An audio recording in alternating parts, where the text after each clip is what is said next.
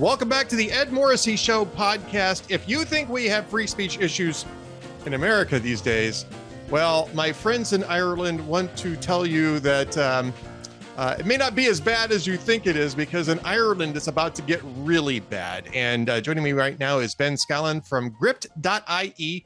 Great site, good friends of mine over there at gript.ie. And over there, they're talking about imposing a speech law to combat hate speech and what that might mean. And Ben, that's not really a popular concept among the voters in Ireland. As it turns out, I think Leo Varadkar was maybe a little surprised to find out how unpopular that actually was. Well, yeah, thanks for having me, first of all, Ed. And you're right that the government is attempting to roll out this very radical piece of hate speech legislation, so-called hate speech. I mean, whether you personally view that even as a meaningful concept, I don't. I think that there's just speech that politicians hate. And that's about the long and short of it. But when it comes to this legislation, we can get into the full kind of ramifications of what it'll mean and some of the provisions within the bill. It hasn't actually been signed into law yet, but it's currently in the process of working its way through our parliament, and it's very close to completion. But as you say, the government basically did this consultation, a public consultation, where they went to the public and they said, hey, send us in your submissions. We want to hear what you think about this idea. This was way back at the start of the process at the end of 2019. And they billed it as kind of showing how open to correction they were. They said, you know, we don't want to be autocratic about these things. We want to hear what you think. Let's hear the Vox Populi. And it just so happens that they got about 3,600 responses, which might not sound like a lot, but in a small country like Ireland, that's a pretty reasonable sample size, you know? And especially when you take into account the fact that big polling companies, if they do a poll with about 3,300 or so respondents, they'd consider that a very good poll, generally speaking, you know? Right. So this is in excess of that. And the results of that consultation, all of the feedback that they'd gotten was up publicly available on the Department of Justice website. And it's been there for several months, actually, but nobody had taken the time to actually look through it. So this week I decided, you know what, I'm going to actually sit down and look through thousands and thousands of these responses. I went through every single one of them like an absolute lunatic. And as I was going through it, I was compiling and making note of how many were negative, how many were positive, how many were mixed. And what we found at Gript was basically about 73% of the respondents to the government's own public consultation were negative. So the vast majority of people that responded to this said, we don't want it. The general sentiment seemed to be, if somebody is engaging in violent rhetoric saying we should kill this group of people or you should attack this person, that should, of course, be illegal. That's already illegal under Irish law and most Western countries. But that if somebody's just saying something that's offensive, that should in no way be a crime. That was the general sentiment from the vast majority of people. And yet, the government is proceeding with this hate speech law anyway, which brings up the question, what was the point in having a consultation if you're just going to wipe your backside with the results once you get them? You know, it doesn't make a lot of sense. Well, you know, I have to say, too, you know,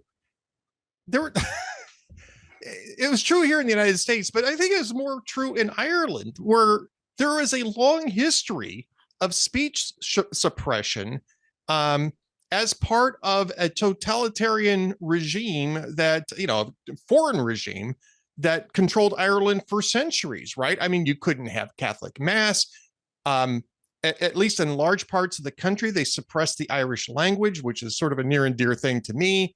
And I'm not, you know, I'm not a Anglophobe by any stretch of the imagination. I'm an Anglophile. I'm also, you know, a big fan of Irish too. But so I like both. But I mean, this is sort of an absurd situation. So given that history, Ben, right? Given that history of speech suppression for hundreds of years, why would Ireland go back down that road now? Well, you know, it's a great point, and it's interesting as well that one of the biggest complaints of Irish secular liberals, and there is a modicum of truth to this. I will concede that they complain about the fact that the Catholic Church was very dogmatic at one point in Irish history, and anything that deviated from the norm. And I'm a very devout Catholic myself, so I'm in no way attacking the Catholic faith when I say this, but just recently, a couple of years ago, we had a referendum to get rid of blasphemy laws from our constitution because those were technically enshrined in law, and they weren't ever enforced, really. There was nobody actually getting convicted of blasphemy. It was more of a theoretical thing. It was just there notionally. But just like, I'm talking 2 or 3 years ago, the Irish public said, oh no, it's totally unacceptable that even the idea that somebody might be convicted of insulting somebody else's religious beliefs, that's not appropriate, and we believe in free speech and so on. And then the same politicians that spearheaded that campaign have now turned around and are effectively attempting to institute a secular blasphemy law, where now, instead of getting done because you criticize the Pope or the Holy Trinity or something, you're getting done because you said, I'm refusing to use this person's pronouns or whatever it might be. So it's the exact same level of zeal and dogmatic fanaticism that they accuse the church of, which a lot of which is exaggerated, by the way. But to whatever extent that was true, the church was never as zealous as these people are towards woke liberalism, or whatever you want to call it. So, Ben, let's talk about what it is that they're proposing to ban here, because as you mentioned, incitements to riot. While there's definitions around that can be pretty fuzzy, but in principle, incitements to riot are already illegal. They're illegal here in the United States as long as you can prove an actual, proximity and intent. It's still pretty, and because we have a First Amendment and because that covers an awful lot of ground when it comes to public speech,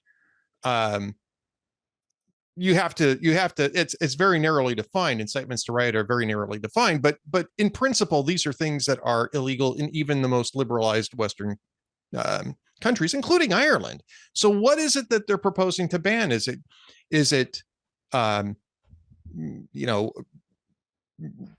faith-based commentary? Is it ethnic commentary? And if so, how does that play out in Irish politics?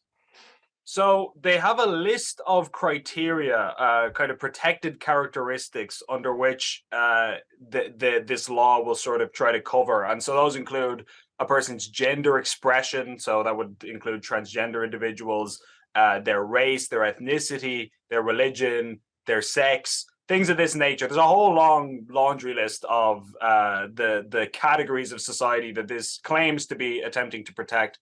And effectively, if you say anything that is perceived to be hateful towards any one of those groups, then you could find yourself on the wrong side of this law. And of course, there's many problems with that jump out at any right-minded person, but two big ones are, one, the fact that it's almost impossible to define hatred. I mean, how do you legislate for that? That doesn't really, it's unclear what is motivating people to say the things they do most of the time. You're basically attempting to read the mind of the person and try to infer their intent, which is not really good legal practice or practicable. And then the other consideration is, even if somebody was motivated by hatred, we can all agree as decent, people that that's probably not a good thing, and we might condemn that. But is it right for the government to legislate for a human emotion? Is it right to say we are banning this feeling called hatred or whatever it might be? That, to me, is getting into rather unusually Orwellian territory. Because of course, nobody wants a society where everyone's going around hating each other on the basis of their arbitrary characteristics. But I'm not sure that's the job of the state to manage that and manage how people feel about one another. No, this has been always my problem with hate crime, because hate crime is basically an attempt to legislate how people think.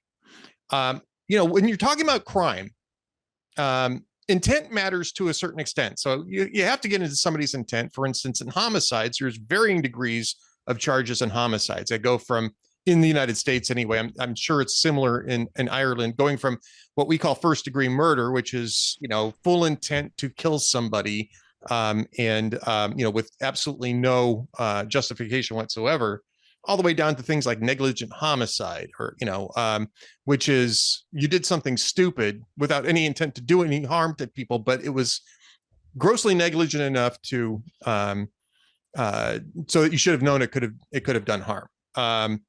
So there's this whole range of things that do relate to intent, but the crime itself is still the crime, right? I mean, and this has always been my beef about hate crimes, is that two beefs. One is that you're basically taking a crime that is punishable anyway, Yeah. and you're adding this thing on mostly just to make a point, right? Just to score a political point, because it doesn't really actually factor into sentencing in most cases. And even when it does, it's usually on the extreme end of crimes where the sentence is probably going to be life or something close to it anyway. But the other thing is that it's arbitrary. And this is what you're talking about in terms of this list of things about hate. And this is actually worse than I've seen in the United States when it comes to that, this list of protected people. And I'll just focus on one. And I know people are going to roll their eyes, go, oh, you guys don't want to stop talking about this. But the transgender issue is a legitimate issue that has to do with politics. It has to do with culture. In the United States, anyway, it has to do with what you're teaching kids in school, and whether or not you are people are trying to recruit, exploit, that sort of thing. Those are legitimate public debates. And it would seem to me that the bill in Ireland is intended to just step in and preclude any debate on this whatsoever, so that nobody can push back against whatever it is that the state policy is on these issues. It removes it from debate, which is the most anti-democratic thing that you can get. It's a hallmark of authoritarianism, just declaring entire swaths of public policy off limits for public debate. Well, you want to know how radical this piece of legislation is. One of the provisions within it is that it actually goes beyond speech. So it's one thing if you say something that is construed as hateful, that could land you in trouble.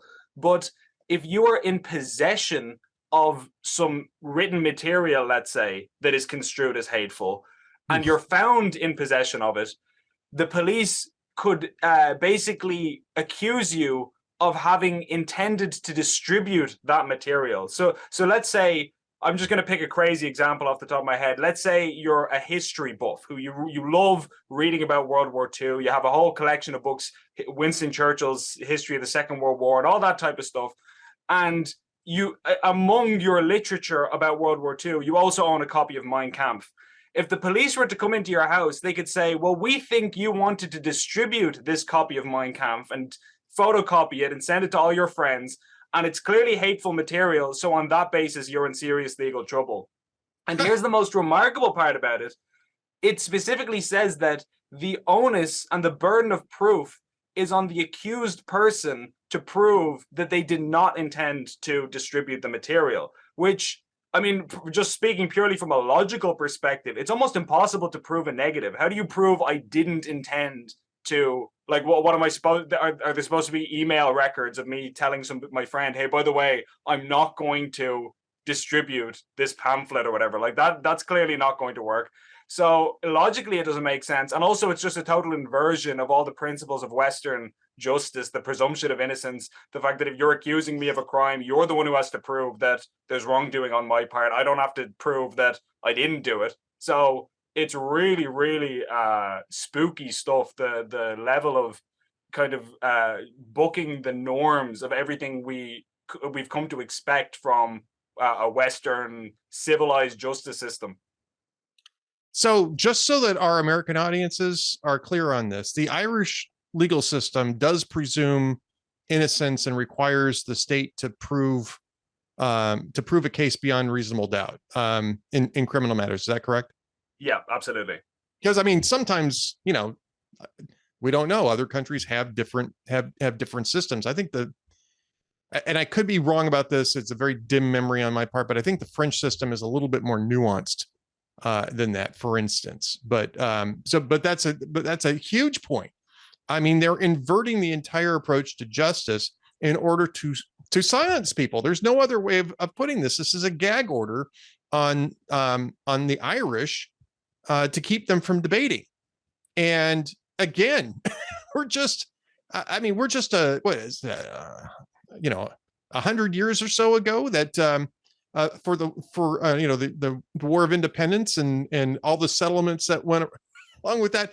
That's a pretty short time to start saying, hey, you know what, authoritarianism, that might not be so bad. I'm just kind of stunned that a country. Yeah, we've kind of tried the freedom thing. We had 100 years of it. We went, you know what, this really isn't for us. We're going back.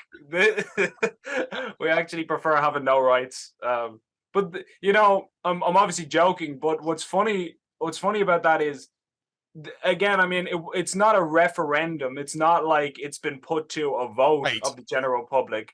But I still think that consultation process says a lot, that the only data we have on this, that's basically the only kind of real poll, if you want to put it that way, that's been put to the people, and it overwhelmingly told them to shove it up their backsides, and people said, we want nothing to do with this. And I actually asked the Taoiseach, which is the Irish word for a prime minister, he fulfills the same role. I asked the Taoiseach about this. I said, so why did you conduct a public consultation and then totally disregard the result? What was the point? And effectively, he said, you can view this on our Twitter or most of our social media. Gript.ie is our name. You should be able to find us relatively easily. He effectively said that, we decided to disregard. First of all, he said the consultation process is important and it's good practice. But then he said, but we kind of disregard it because they're open to just being hijacked by activists, and most of the country doesn't participate in them, so they're really not that reliable. And what's amazing about so then, of course, I followed up with asking, so why did you do it in the first place if they're generally not reliable? And he kind of just waffled and evaded the answer. He said, well, look, the government decides the law, not random online consultations. So in order to get out of the bind he was in, he had to just nuke the entire process. But what's particularly noteworthy about that is, and I'm sure it's the same in America and most Western countries, the government uses these public consultations all the time to show that they have support for X or Y policy. They use it routinely. And in fact, even on this one, before I dropped my story exposing it for what it was, the Department of Justice, they were putting out tweets saying, oh, we're delighted that we received thousands of responses for this consultation, and now we'll be proceeding with the hate speech laws, because they just assumed nobody was going to actually look through the material. And so what they were implying was, because of all the volume of responses, oh, we got thousands and thousands of people, if you're not familiar with the facts, you're going to look at that and say, oh, wow, that must have been huge demand for the hate speech laws. That must have been people urging them on and saying, yeah, go on, we want this yesterday, get it signed into law, when it's literally the exact opposite. So basically what I'm trying to say is these processes are totally ironclad and reliable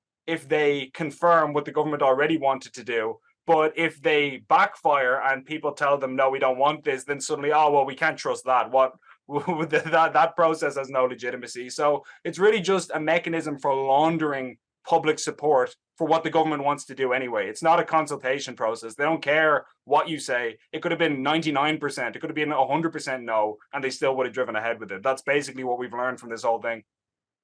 So I guess the question then is, can we expect, based on this reaction, which clearly the Irish public is animated against this particular proposal, can we expect the Dáil to actually react to that and respond to that public response in this consultation? We would call it a comment period, by the way. We do this all the time. Nobody pays it. Only enterprising journalists like yourself actually dig into what the comments were. And especially if they contradict what the government is saying, only very few enterprising journalists over here will actually delve into those things. But they're public, just as this consultation was, and you can find it. I mean, based on the numbers that you guys put up there, this has got to be very unpopular. So will the Irish Parliament actually respond to the public on this? or are the parties that control the parliament just so invested in the whole idea of speech suppression that this is just going to be a walkover for Varadkar and his administration?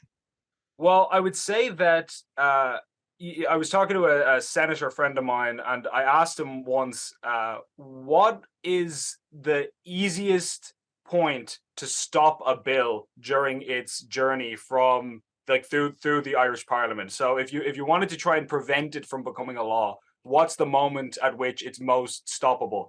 And he said before it's even been drafted, when it's just an idea and somebody says, hey, maybe we should have hate speech laws, or maybe we should put a new tax on cars, or whatever it is. That's the moment to jump in and hit it with everything you have, because once they've actually done the work of drafting it, and I'm sure it's the same in most countries, these things take months of debate. They go through the Dáil, which is the lower house of the Irish Parliament. They politicians talk about it, they propose amendments, then the amendments have to be debated. It's going on for months and years.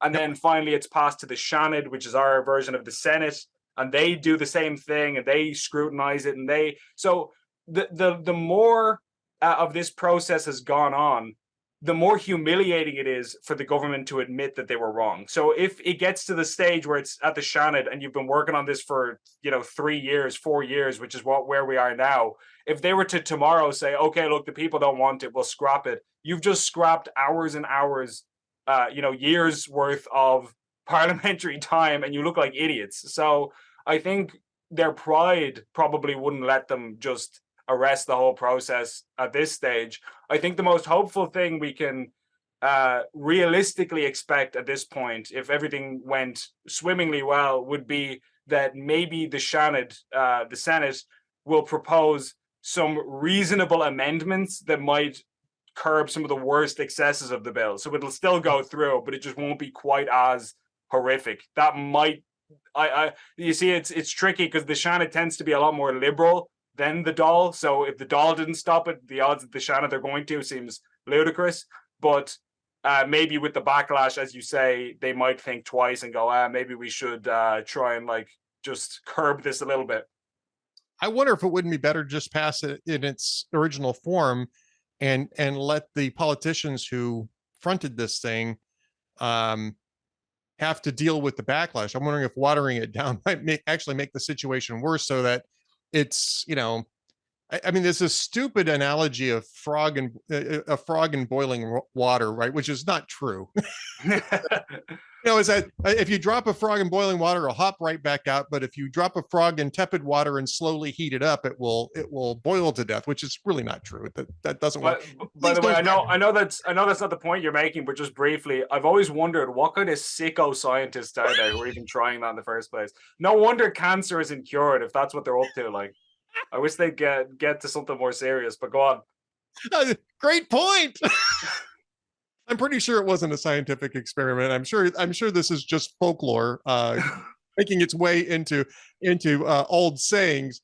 But I mean, I do wonder if having this go in tepid form and then slowly work its way into a more authoritarian form in practice is a worse outcome. It might be better to just pass the authoritarian bill and let people see it for what it really is right off the bat. But obviously, we both prefer that it doesn't pass at all.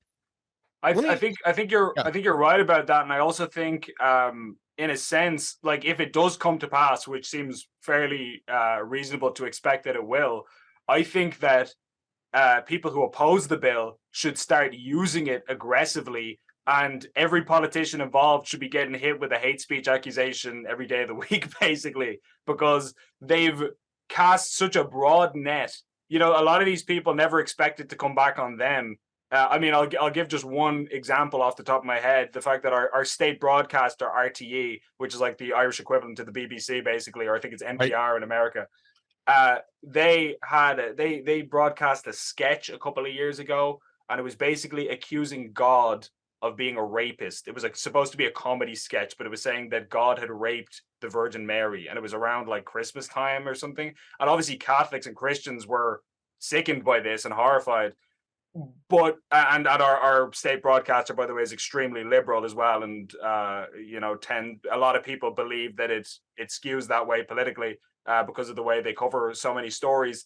So if the hate speech laws had been in place at the time of that sketch being broadcast, I would say people should take a case and at least see, does that qualify as hate speech, because it's clearly derogatory towards people's religious views. Now, I'm not saying, like, in a normal society I wouldn't want that to be penalized or punished. I'm not saying that ordinarily, but what I mean is the only thing worse than a hate speech law is a hate speech law that's inconsistently applied, where Right. it only targets one half of the political spectrum in society, and the people who actually promoted it and brought it into law get away scot-free with saying whatever the hell they want. That is the only thing that could be worse than, having it in the first place. Now, Ben, you're running afoul of the hate speech law already. The Scots are already objecting to you saying that they got away scot-free. I mean, It's only a matter of how many years I'm going to get now. The actual penalty is that's already decided. all right, everybody, keep your mouths shut about what Ben just said, because we want Ben to come back here. So, and I don't want to interview him from an Irish prison. That's a bad thing. The phone quality is terrible apart from anything, so you barely hear me. Like, that's exactly right. One more question about this, though. Now, in the United States, Congress passes a lot of really stupid laws, some of which are just flat out unconstitutional. There's the opportunity to challenge these in the judiciary, and the judiciary ends up being the final authority as to whether or not there's a constitutional conflict. I'm not necessarily sure what the Irish Constitution would have to say about this, but B, does the Irish system allow for that, or is this more of a situation where parliamentary is the ultimate authority as to how their laws fit in with the Constitution? well, unfortunately, the Irish Constitution, which I do have a lot of respect for in many ways, but one of the critical weaknesses with it is almost every right contained within it is it includes the caveat that taking speech, for an example, people have the right to express their views. I can't remember the exact phrasing, but it says something to the effect of people are allowed to express whatever beliefs they hold, subject to public order and morality. And that last part is so vague that the government, while there is theoretically a right to free speech within the Irish Constitution, a court could say, well, public morality, it's not right to say that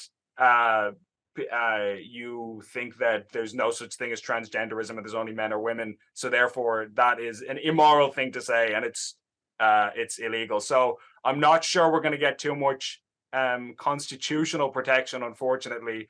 Now, one of the things that could happen is the president of Ireland. We have an unusual role for the president. Basically, if a bill comes to his desk, once it's been approved by the Dáil and the Seanad, the upper house and the lower house of our parliament, he has to sign it. It's not up to him. Even if he hates it, he still has to sign it, unless it's unconstitutional. And he has the power to refer it to the Supreme Court, and they can take a look at it. And if they say, yeah, it's constitutional, then he has to sign it. If they say, no, we don't think so, then he doesn't. So the president is very liberal, but who knows if we might be able to get through to him and get him to refer it. And then maybe the Supreme Court could take a look at it. And then at least, while I'm not hopeful that would bear fruit, at least we could say we did it in an exhaustive way and all avenues were attempted, and then at that point, once it comes in, I don't know where you go from there, other than just having a government that is willing to scrap it from the books. And possibly eventually you would get that, because the backlash to this could be serious enough, especially if it's applied, emphatically. It's going to generate a lot of anger, and that will eventually express itself politically, unless, of course, political opposition to the current regime is declared hate speech. This is, of course, the risk of going down this road in the first place. Is the reason why we have to be really vigilant about these efforts to shut down debate. Ben, we're just about out of time, but I want to give you an opportunity to tell us once again how people can find Gript.ie and what else you're working on. Yeah, so Gript.ie, as you say, is our website. We're on social media. If you look up Gript Media, you'll be able to find us relatively easily, or just Gript. I'll spell that out just so people who, at home who are listening can find that. That's Gript. And yeah, we're an Irish news site. We're based in Dublin, and we're kind of the only conservative-leaning Irish news outlet in the country. We're only a couple of years old. Basically, long story short, Ireland had an abortion referendum a few years ago, and that vote overwhelmingly went in favor of the liberal position, the pro-choice position, and so many Irish people were horrified. Conservative Irish people were horrified by that result, and they realized that effectively it was because there was no alternative media that was willing to break ranks with liberal orthodoxy, and so there had to be within the media landscape an outlet that would address not just social issues, but things like climate change, COVID-19, whatever the issue of the day is, giving takes that are not 100% in lockstep with the kind of current thing, as people say. So that's what our publication Gript is set up to do, and if I may be so bold, I think we're pretty good at it. We're going from strength to strength at the minute. So if people want to check us out, that would be terrific. I'm Ben Scallan. On Twitter you can find me. So yeah, thanks. That's pretty much it. And thanks so much for having me on. At Ben_Scallan, Scallan. That's where you can find his personal Twitter feed, and Gript Media, Gript Media. I think it's just run together for that Twitter feed, Gript.ie.